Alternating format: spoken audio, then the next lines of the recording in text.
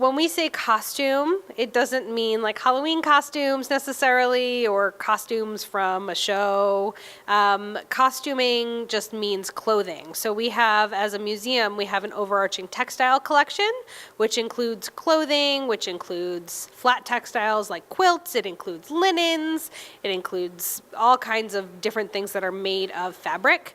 And so a subset of that would be costume, which is all clothing, but it also includes accessories, gloves. It's just kind of a more overarching technical term and not necessarily the way that we think of it in the everyday as a costume. My favorite piece actually is the dress behind me with all the kind of the swags and all that and all the dark copper color.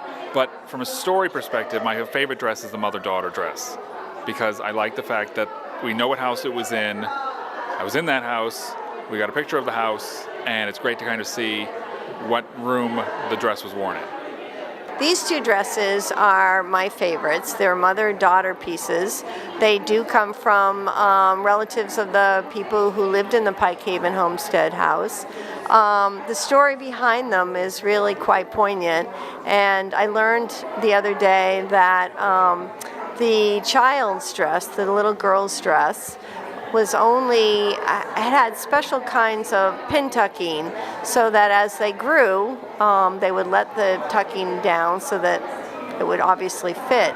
And they only went to a certain point, and our researchers discovered letters that found out that the young girl died at 7 years old. So the mom always wanted to hang on to the dress and keep it exactly the way it was. So I had an opportunity to help Katie and Stacen do steaming and setting up the dresses and being able to put it on the mannequin. So I feel a little attachment to Anna and her daughter. What people usually wear today is really something relaxed and casual and also sturdy.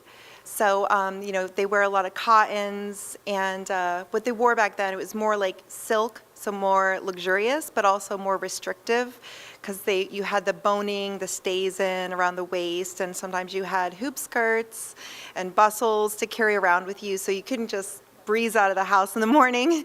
Even their homeware, what we would consider loungewear today, the tea gown, was made of silk usually. So a lot more luxurious, but a lot more restrictive.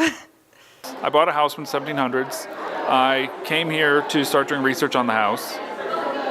Haven't started it yet, because I got waylaid into other things, but met a lot of fun people and having a lot of good time with everybody.